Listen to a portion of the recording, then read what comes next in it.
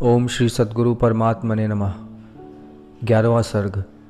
अनुचर के मुंह से श्री राम जी की अवस्था सुनने पर विश्वामित्र जी का उनसे उदास होने का कारण पूछना। श्री रामचंद्र जी का वृत्तांत सुनकर विश्वामित्र जी ने कहा, हे महाप्राज्ञ लोगों, श्री रामचंद्र जी यदि सचमुच ही ऐसी अवस्था को प्राप्त हुए हैं, अर्थात विरक्त, दुखी और मोहित हुए हैं, तो जैसे मृगों का झुंड अपने यूथपति को लाता है, वैसे ही आप लोग भी उन्हें शीघ्र मेरे पास ले आइए। वैराग्य और विवेक से युक्त श्री रामचंद्र जी का यह मोह किन्हीं आपत्तियों से अथवा रागवश नहीं है, किंतु यह महाफलदायक बोध ही है। श्री रामचंद्र जी शीघ्र ही यहाँ आए और यहीं पर जैसे वायु पर्वत में स्थित मेघ को उड़ा देता है, वैसे ही हम उनके मोह को तुरंत दूर कर देंगे। उपाय द्वारा उक्त मोह के दूर कर देने पर श्री रामचंद्र जी हम लोगों की भांति तद विष्णु परम पदम इत्यादि श्रुति में प्रसिद्ध परम पद अर्थात अपनी आत्मा में विश्रांति को प्राप्त होंगे, अर्थात आत्मा राम हो जाएंगे। मोह के हट जाने पर श्री राम जी अमृत पिए हुए पुरुष की नाई ब्रह्म रूप, परमानंद संपन्न, अपरिच्छिन्न ज्ञान स्वरूप, विश्रांति सुख संपन्न और संतपा शून्य हो जाएंगे। उनका शरीर रिष्ट पुष्ट बलिष्ठ और कांतिमान हो जाएगा। माननीय श्री रामचंद्र जी तदनंतर स्वस्थ चित्त होकर अपने वर्ण और आश्रम के अनुरूप संपूर्ण व्यवहारों को निर्बोध रूप से करेंगे। मनन आदि से उत्पन्न ज्ञान की दृढ़ता रूप बल से युक्त श्री रामचंद्र जी में लोक में कर्तव्य और कारण तत्व का ज्ञान हो जाएगा, अथवा लोगों के परम पुरुषार्थ और संसार भ्रमण का भी विवेक से ज्ञान हो जाएगा, अथवा लोकात्मक विराट, अव्याकृत और हिरण्यगर्भ ये परमार्थतः ब्रह्म ही है, उससे पृथक नहीं है, यह ज्ञान हो जाएगा। तदुपरांत उन्हें सुख दुख आदि नहीं होंगे और सुवर्ण और मिट्टी के ढेले में कुछ भी अंतर प्रतीत नहीं होगा। मुनि श्रेष्ठ श्री विश्वामित्र जी के यों कहने पर राजा दशरथ का चित्त आह्लादित हो गया। उन्होंने श्री रामचंद्र जी को लाने के लिए फिर अन्य दूत भेजे। द्वारपालों के गमन के अनंतर श्री रामचंद्र जी पिताजी के निकट जाने के लिए जैसे सूर्य पर्वत से उदित होता है, वैसे ही अपने घर के आसन से उठकर थोड़े से अनुचरों और 2 भाइयों के साथ जितने समय में राजा और मुनि का संवाद हुआ, उतने ही समय में इंद्र की स्वर्ग भूमि के समान रमणीय पिताजी के पवित्रतम निवास स्थान में गए। श्री रामचंद्र जी ने देववृंद से परिवृत इंद्र के सदृश राजाओं के मंडल के मध्य में विराजमान महाराज दशरथ के दूर से ही दर्शन किए। उनके अगल बगल में बैठे श्री वशिष्ठ जी और विश्वामित्र जी उनसे प्रिय हित और मधुर वार्तालाप कर रहे थे एवं चारों ओर शास्त्रों के अर्थ का विस्तार करने वाले नीतिज्ञ मंत्री कलाकार पंक्ति बांधकर बैठे थे।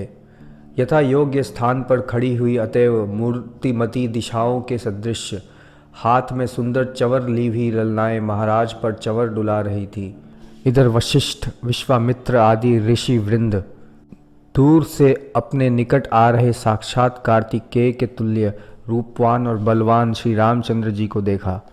शांति और विवेक के हेतु सत्वगुण से संपन्न, सकल जन सेवनीय, असीम और व्यक्त आह्लादकता से युक्त श्री रामचंद्र जी विविध प्राणियों से व्याप्त, कला युक्त चंद्र द्वारा सेवनीय, अपरिमित और स्फुट हिम से युक्त हिमालय के तुल्य दिखाई देते थे। उनका दर्शन बड़ा प्रिय लगता था। उनके शरीर के अवयव समविभक्त थे, आकृति बड़ी भव्य थी। उनका शांत और सर्व मनोहर शरीर पुरुषार्थ लाभ के नितांत योग्य था। वे बड़ी विनीत और उदार थे। यौवन का आरंभ होने पर भी उनके शरीर में यौवनोचित चंचलता नहीं थी, किंतु वृद्धोचित शांति शोभा दे रही थी। अविवेक के नष्ट होने के कारण उनमें किसी प्रकार का उद्वेग नहीं था, फिर भी उन्हें परमानंद प्राप्त नहीं हुआ था। देखते ही प्रतीत होता था कि उनकी अभिष्ट प्राप्ति प्रायः सन्निहित ही है। उन्होंने संसार की गतिविधि का विचार कर लिया था। वे पवित्र गुण वाले लोगों के आश्रय थे और गुणों ने मानव सत्व गुण के लोभ से उनका आश्रय लिया हुआ था। श्री राम जी उदार स्वभाव, शिष्ट और दर्शनीय थे। विशोभरहित स्थिति से संपूर्ण साधन संपत्ति होने पर भी तत्वज्ञान रूप परमानंद प्राप्त न होने के कारण अपने अंतःकरण कोटर को अपूर्ण सा दिखा रहे थे।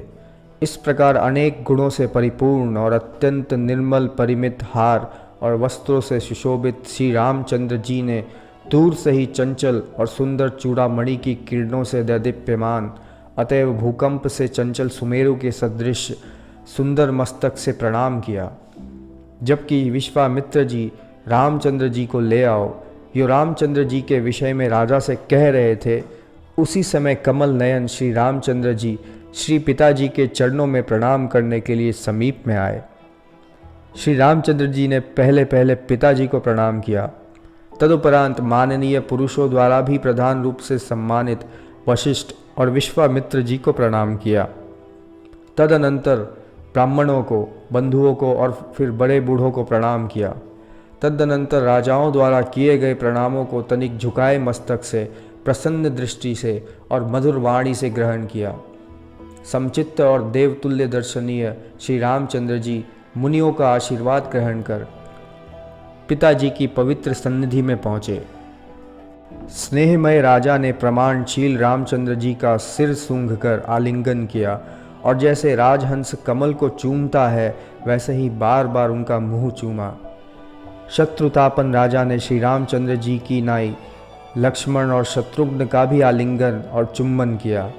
आलिंगन करने के पश्चात राजा के वत्स मेरी गोद में बैठो, यह सुनने पर श्री रामचंद्र जी भूमि पर अनुचरों द्वारा बिछाए गए वस्त्र पर बैठ गए।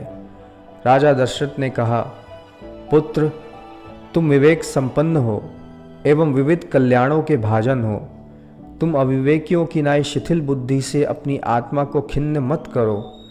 वत्स, वृद्धों की, ब्राह्मणों की और गुरुजनों की आज्ञा का पालन कर रहे तुम्हारे जैसे जनों को ही पवित्र पद प्राप्त होता है, किंतु जो लोग मोह का अनुसरण करते हैं उन्हें वह पद नहीं मिल सकता।